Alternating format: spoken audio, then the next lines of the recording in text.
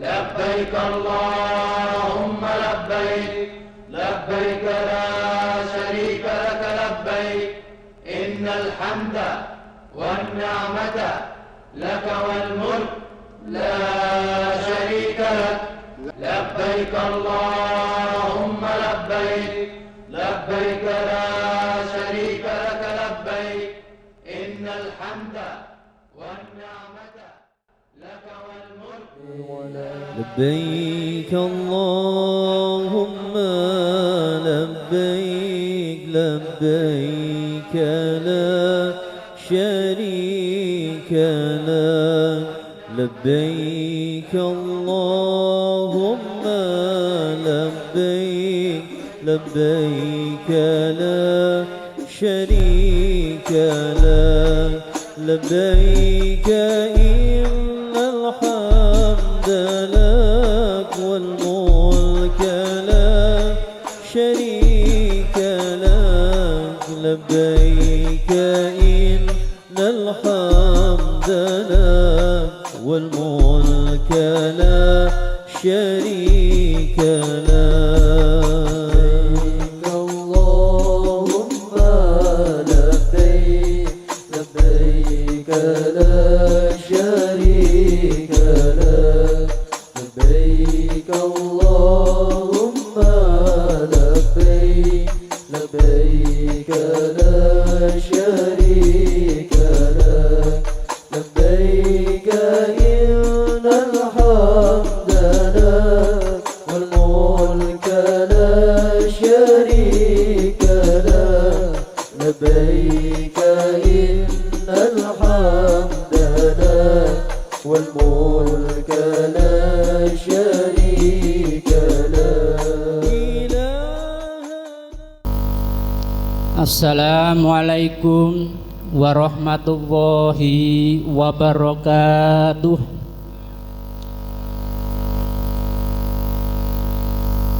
A'udzu billahi minasyaitonir rajim. Bismillahirrahmanirrahim.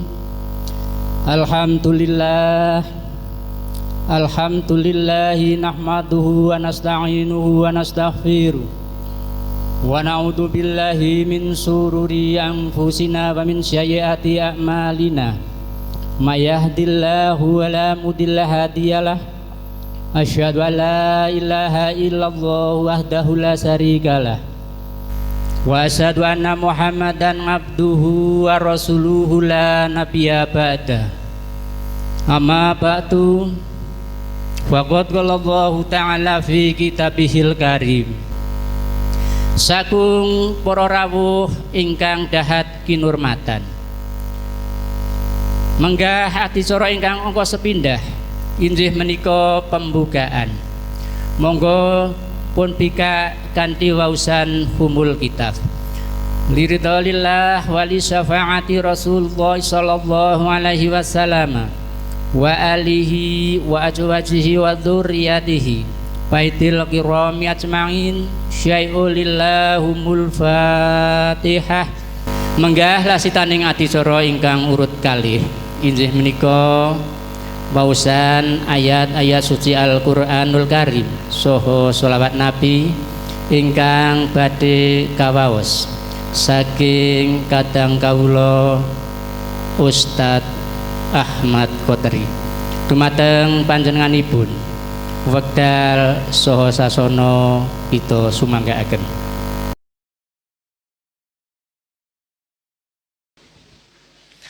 Assalamualaikum warahmatullahi wabarakatuh.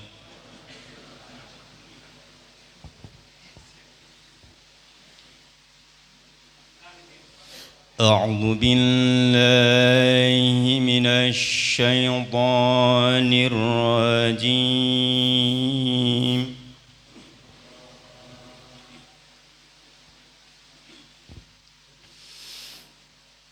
بسم الله الرحمن الرحيم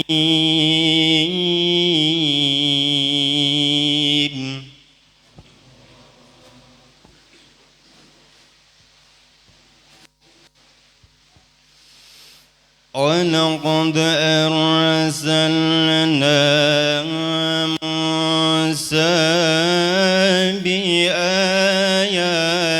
بآياتنا إلى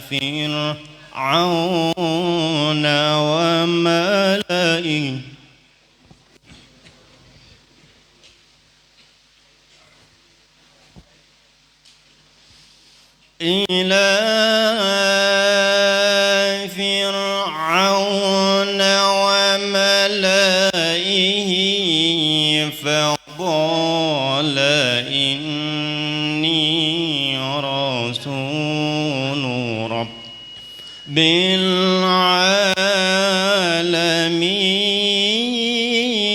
العالمين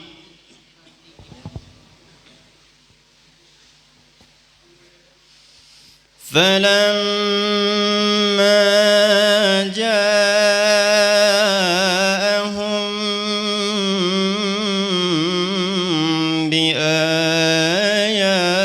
بآياتنا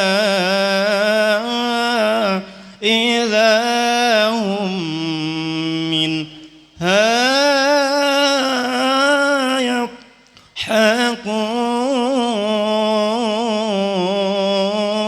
يضحكون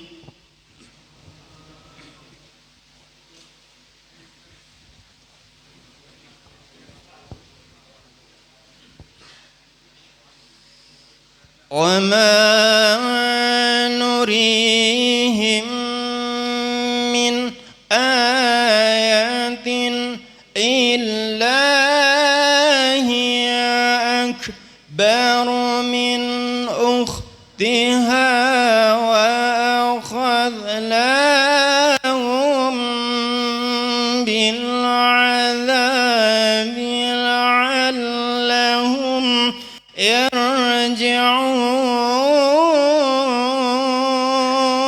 يرجعون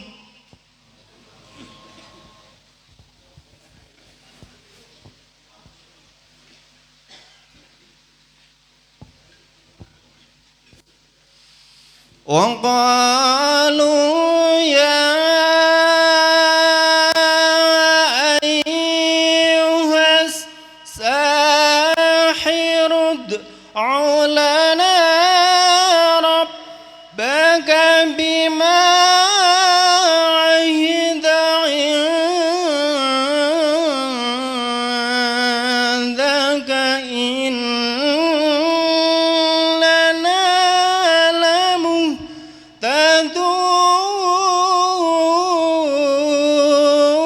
لمهتدون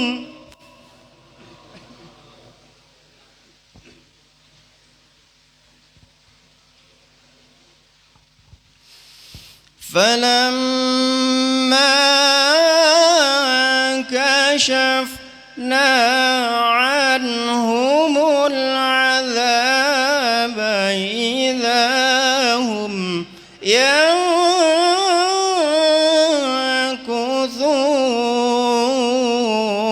ينكثون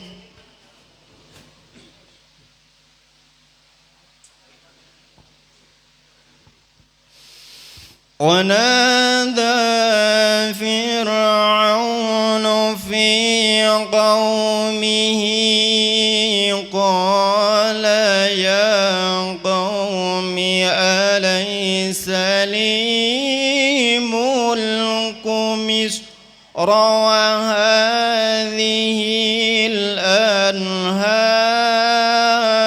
الأنهار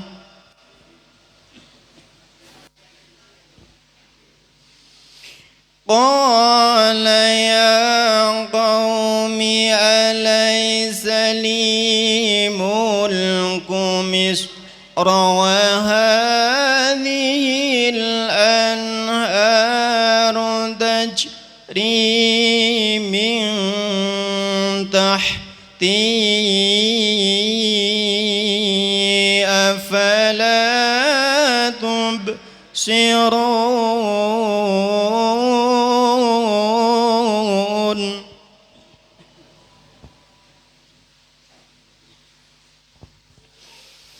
أم أنا خير من هذا الذي هو مهين ولا يكاد يبين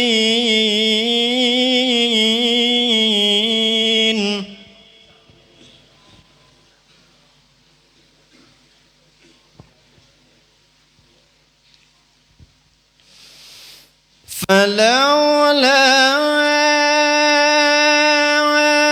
ألقي عليه أسورة من ذهب أو جاء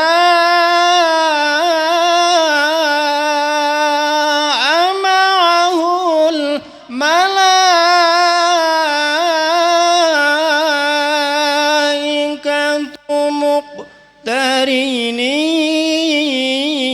مقترنين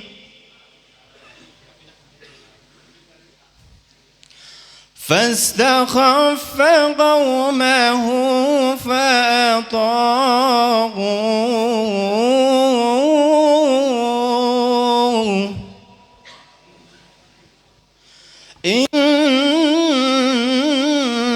إنهم كانوا قوما فاسقين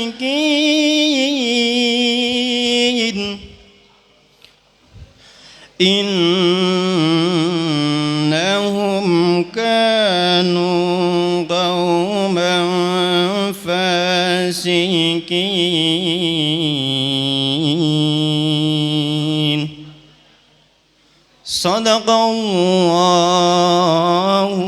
العظيم. صلوا على النبي محمد.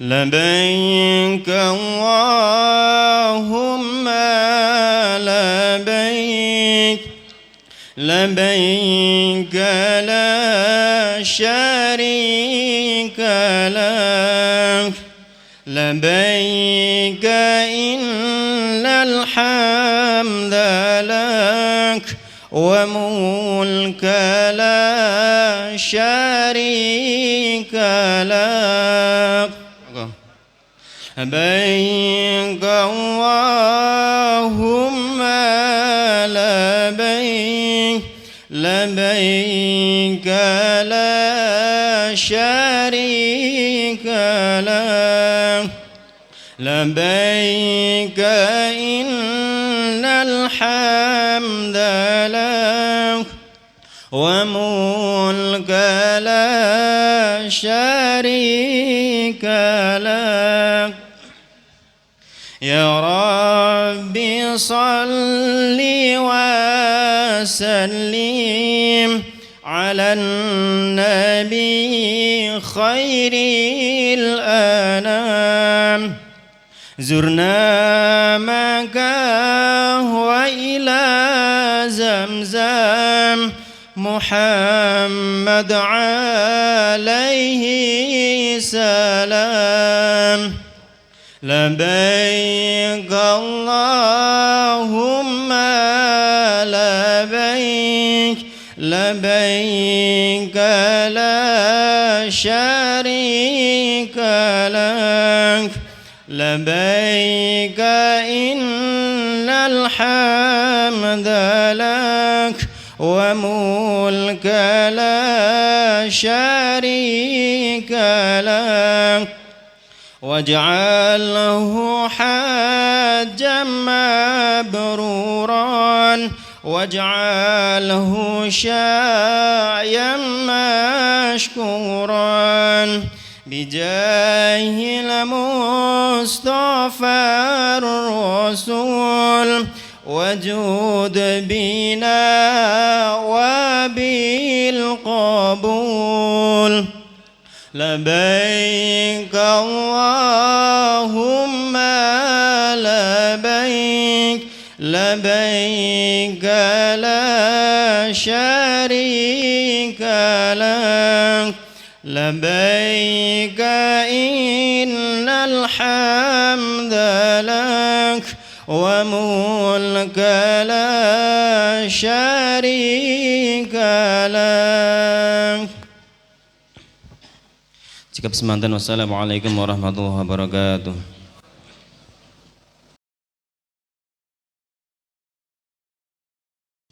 Assalamualaikum warahmatullahi wabarakatuh.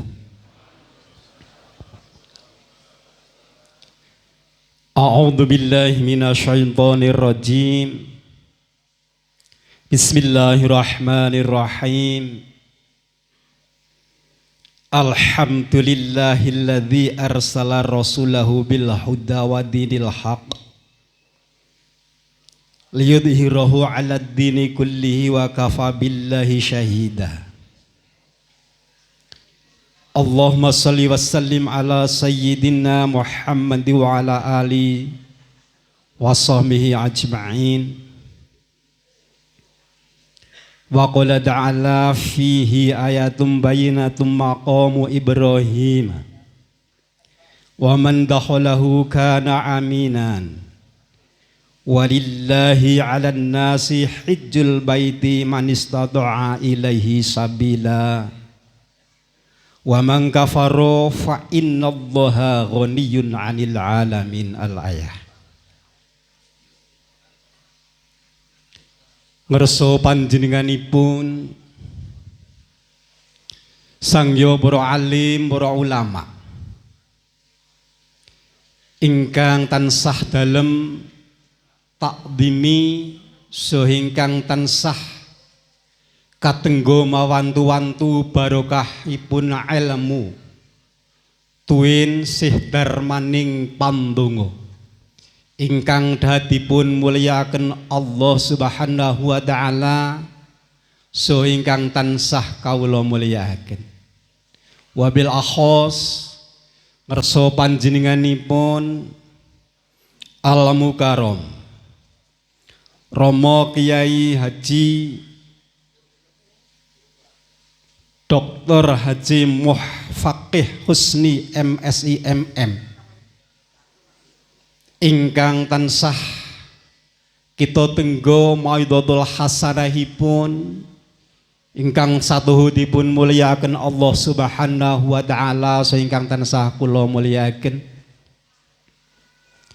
Ngerso panjenenganipun Al Mukarram Romo Kiai Haji Ahmad Suyuti dalah Romo Kiai Abdurrahman Khalil ingkang satuhu dahat kita muliakan, kita hormati sehingkang tansah kita tenggo donga pangestu tuwin maidhatul hasanahipun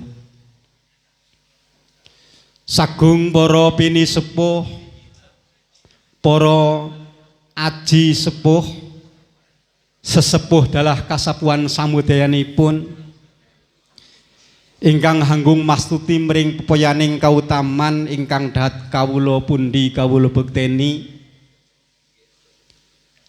Wabil akhos ngerso panjenenganipun sepuh kita sedaya wonten ing tlatah Ngadisari. Inggih panjenenganipun Bapak Giarno, Bapak Muhammad Isneni, Bapak Suratno. Dalah Bapak Haji Suhardi, Bapak Haji Siswanto. Tuwin sagung para sepuh sanesipun ingkang nyuwun pangapunten tanpawi kawula sebat asma karimipun ingkang tansah kita pundi kita bekteni.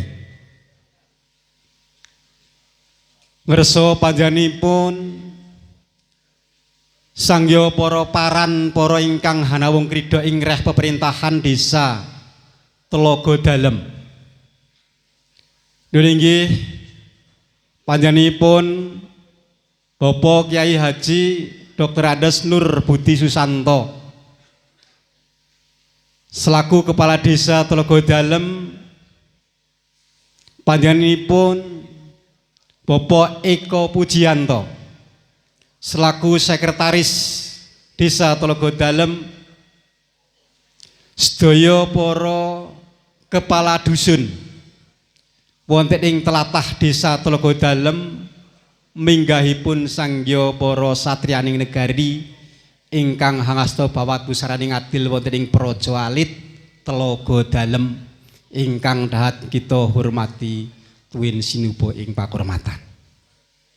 Kita dongaaken sesarengan mugi saestu ingkang kepareng hangasta bawat pusaraning adil tansah winantu ing pitedah satemah saged kinarya payung panyonipun sagung para kawula dasih.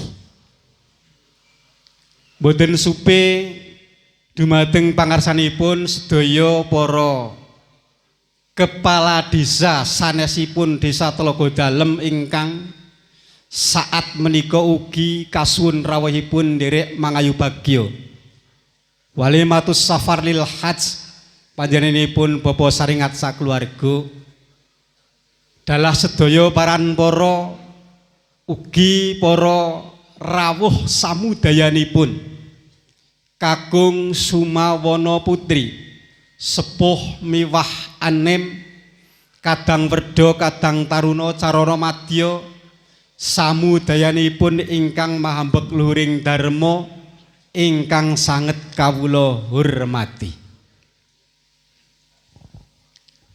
Hamurwani ing pematur kawula mugi kalilanana kepareng kawula nderekaken jingandika sami nuwun sumangga sarengan kita manjataken raos syukur dumateng ayunan dalem Gusti ingkang Maha Peparing awit saking rumetahipun kanugrahan ingkang tanpa wicalan satemah wonten ing saat menika panjenengan sedaya dalah kula saestu kapitah dening Gusti ingkang Maha Mirah saged ijabatu dakwah kersanipun Saibul Hajjah inggih panjenenganipun Bapak Sarengat Marzuki sekalian garwa miwah keluarga anggenipun hangadani upacara prasaja walimatus safar lil hajj kanthi ginanjare ing kawilujengan tebih mring saliring pambengan. Awit saking menika mugi kula panjenengan sami saestu pinaringan hidayah saking ngarsanipun Allah satemah wujudipun raos syukur tan namung kandhek wonten ing pangucap hamba bar dadya pakarti luhur sageda tansah hanengenaken ing kautaman sirik mring kadurakan tebih mring cecengilan. Amin ya rabbal alamin. Sholawatullah wassalamuhu mugi lestantun kacurahna dumateng Gusti panutan Kanjeng Nabi Agung Muhammad sallallahu alaihi wasallam. Setunggalipun titah pinilih ingkang insyaallah tansah badhe paring syafaat dumateng sedaya para umat ingkang kepareng kiyat nderek syariatipun. Pramila hangantu-antu paring dalem mugi kula panjenengan sami saestu pinaringan pitedah dening Gusti satemah tansah saged nderekaken syariatipun Kanjeng Rasul satemah pantes lamun angajeng-ajeng paringipun syafaat min yaumina hada illa yaumil akhirah. Para bapak saha para ibu sagung pinilenggah pinirawuh ingkang dahat winanti ing pakurmatan. Wonten ing kesempatan menika nyuwun agunging pangapunten ingkang tanpa upami awit saking dalem paripaksa wonten ing papan menika namung sakdremi netepi jejibahan luhur ingkang sinangga wonten ing badan kawula karana kawula kapiji dening kadang sepuh kawula Raka Mas Sarengat Marzuki dalah keluarga ingkang wonten ing sat samangke saweg membeng syukur naning penggalih karana sampun kapesthi katimbalan minangka tamu mulyanipun Allah Subhanahu wa taala satemah nadyanto panjenenganipun badhe matur tan kuwawi kanthi salira pribadi satemah amiji dhateng awak kula ingkang kinen kinarya sulih raga sinambeting pangandika. Pramila kanthi menika mbok bilih kirang jumbuh kalian kersanipun ingkang hamengga gati kepareng tumadah lumundering pangaksami. Bapak so Ibu ingkang dahat winanting pakurmatan, ingkang kapisan panjenenganipun Bapa Sarengat dalah Ibu Umi Saadah miwah sedaya para keluarga agung ngaturaken sugeng rawuh dumateng para bapak, para ibu ingkang dahat kinurmatan, saestu panjenenganipun namung saged ngaturaken sih agunging panuwun ingkang tanpa pindho awit saking ikhlasipun manah panjenengan nisehaken wekdal nilar ing pakaryan ingkang saklangkung utami namung sakdremi netepi undanganipun panjenenganipun Sahibu Safar nggih panjenenganipun Bapak Sarengat sak keluarga. Kanthi menika donganipun keluarga Saibul Hajat dumateng panjenengan. Mugi rawuh panjenengan sami wonten ing saat menika. Saestu munggahipun Gusti ingkang Maha Agung tansah cinathet menggah dados ngamalan solihan makbulan. Amin ya rabbal alamin. Para bapak, para ibu ingkang dahat winanting karaharjan saha sinuba ing pakurmatan. Ingkang kalejenganipun mbok bilih saking panjenenganipun Shahibul Hajat. Saestu anggenipun ngrawuhaken panjenengan nglenggana jejeripun titah ingkang tan sarwa linuwih. Pramila nadyan sampun dipun tata kanthi tarik-tarik parandene masih kathah sanget perkawis ingkang handamel kirang syukurnaning penggalih kanthi wontenipun penyelenggaraan upacara wonten ing sonten menika. Pramila lumantar ing atur kula panjenenganipun Bapak Sarengat sak keluarga tansah nyuwun agunging pangapunten ingkang sak ageng-agengipun awit saking samudyanipun kekirangan magayutan kalian gumelaripun adicara prasaja wonten ing sonten punika. Ewadene ingkang langkung utami wosing wigatos panjenenganipun Bapa Sarengat tiyang sak keluarga ngawontenaken satunggalipun adicara Walimatus Safar lil Hajj wonten ing dinten menika. Sak perlu ngrawuhaken panjenengan sedaya wonten ing papan menika. Ingkang terutami panjenenganipun Bapa Sarengat dalah Ibu Umi Saadah. Saestu ageng sanget rumaosipun. Awit saking panjenenganipun agekalih jejeripun titah limrah ingkang datan uwal saking samudyanipun kalepatan. Hilaf twin kalepatanipun panjenenganipun agekalih sae ingkang tuwuh saking pangandikan minggahipun dhateng tindak lampahipun panjenenganipun calon hajj agekalih inggih menika Bapak Sarengat dalah Ibu Umi Saadah. Saestu wabil ahos dumateng sedaya warga masyarakat dusun Adisari Desa Telaga Dalem panjenenganipun ingkang saklangkung kathah anggenipun amemanggun bebrayan saestu tansah nyuwun agunging pangapunten dumateng panjenengan sedaya. Namung boten nyupekaken dumateng sedaya para rawuh ingkang dipun rawuhaken saking lintang dusun. Minangka mitra pitepanganipun Bapa Sarengat dalah Ibu Umi Saadah miwah sedaya para keluarga ugi sampun sakmestinipun panjenenganipun agekalih kagungan kathahing kalepatan.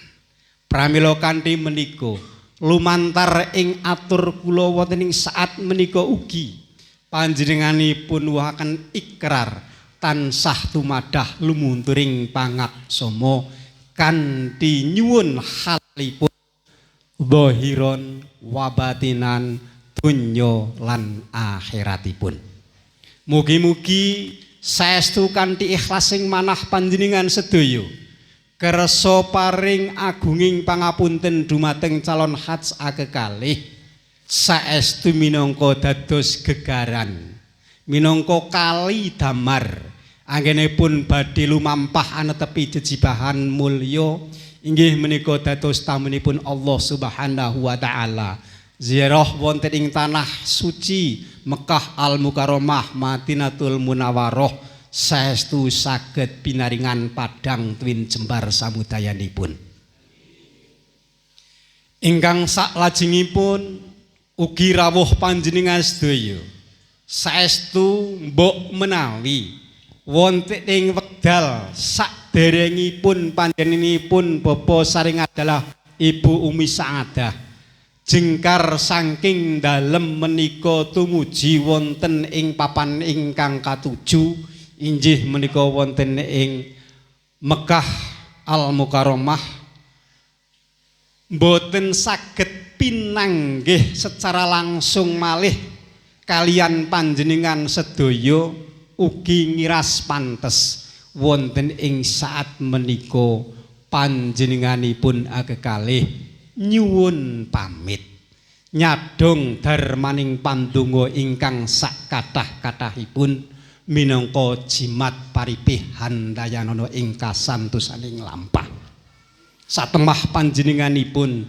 saestu kabul ingkang dados panuwun panjenengan sami sae lumantar pangandika secara langsung rikala pinanggih kalian panjenenganipun Bapak Saringat utawi Ibu Umi Sangadah menapa dene ingkang sampun cinathet utawi sinerat wonten ing menika background banner wonten ing wingking nggih menika saged hangasta nami benjang dumugi titiwanci kundur wonten ing Indonesia malih utawi wonten ing Ngadisari malih saestu saged kabul panuwunipun dados haji lan hajah ingkang mabrur lan mabrurah.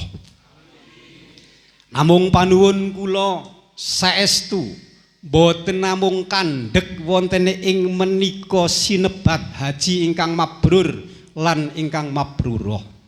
Linangkung saking menika mugi saestu panjenenganipun akekalih sak sampunipun benjang dumugi titiwanci kundur wonten ing tengah-tengahipun masyarakat Ngadisari menapa dene wonten ing tengah-tengahipun keluarga kinasih tansah pinaringanana daya kekiyatan sageda tansah angreksa dhateng kemabruranipun haji kemabruranipun hajah sahingga pun paringi panjang yuswa ingkang sehat wal afiat berkah lan manfaat sak temah Gusti ingkang Maha Agung saestu kepareng gumilir tansah sumusul haji-haji lan hajah-hajah wonten ing Ngadisari mriki kanthi pinaringan rahayu widodo kalis ing saliring rubito sambekala. Sepidah malih panyuwunipun ingkang terutami Bapak Saringat Ibu Umi Sangadah benjang kundur saestu boten tida-tida anggenipun paring pandonga dumateng warga masyarakat enggal-enggal sae ingkang sampun daftar menapa dene dereng daftar tumunten dipun pesti dening Allah Subhanahu wa taala saged tumuli sumusul dhateng panjenenganipun akekalih minangka dados kembangipun lan siaripun Islam wonten ing tengah-tengahipun masyarakat Ngadisari mriki. Bapak saha Ibu ingkang dahat winanting pakurmatan saestu kirang wicaksana menawi tansah panjang yang dados atur kula. Insyaallah namung semanten saha mekaten ingkang dalem saged aturaken. Tentunipun awal dumugipun akhiripun pematur dalem kelenggono jejering jalma limrah ingkang tansah kinemulan ing kalpatan tebih mring saliring kasampurnan. Kirang pono anggenipun nampi peparah saking para mimpuna ing bab tata basa tuwin subositaning pematur saestu tansah tumadah ing kawicaksanan panjenengan mugi kersa tansah hanggluberna ing samudra pangaksama rumentah mring jasad kawula. Ing akhiripun kepareng kawula akhiri wallahul muwaffiq ila aqwamit thoriq. Wassalamu alaikum warahmatullahi wabarakatuh.